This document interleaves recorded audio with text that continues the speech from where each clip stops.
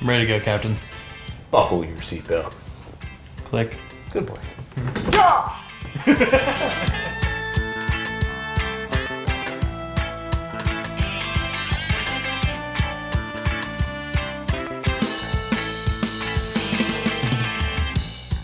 So the motor we chose for this project is the KLDE out of a Mazda Millennia, also found in a Ford Probe.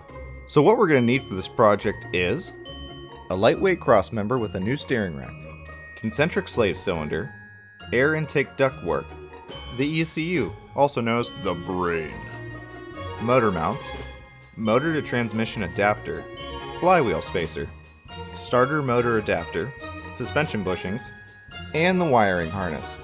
For this application, it called for a whole new intake design. So the original one came up over top of the valve cover into the back where the throttle body sat for the motor because it was front wheel drive. Now that the motor is pointing from here this way to the front of the car, we want to get the air from here over to here. Tell me more. I called up a buddy from Strider Performance here in Jacksonville and told him my situation. So what we did was we cut off the bottom part of the original intake manifold, and I sent it to him with the motor, and he welded up the runners and this plenum that actually came off a Cadillac CTS. And what he did was he cut a rectangle on each side out of the bottom, re-welded sheet metal on the bottom part, and then cut the proper holes that would line up to the bottom of the intake manifold. With the new intake system, what we're going to have is air is going to come straight from here where the hood latch was and come up over top of the core support and into the intake system. To begin this project, let's start by installing the motor mounts. There are 3 bolts that you're going to be using. So this guy, and that guy. For these 2 holes, they didn't come with threads. You actually have to drill and tap the threads to the block.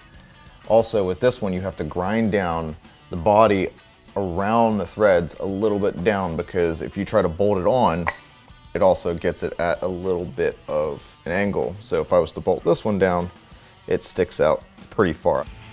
And with that, the teardown begins. Time to dance!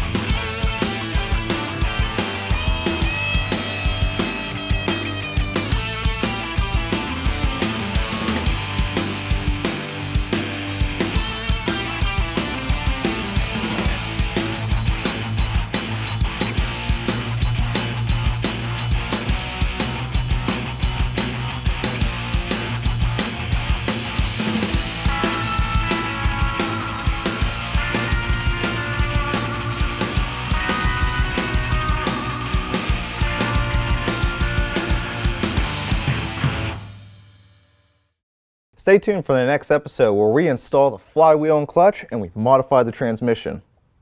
I'd point to a video link, but we don't have any at the moment.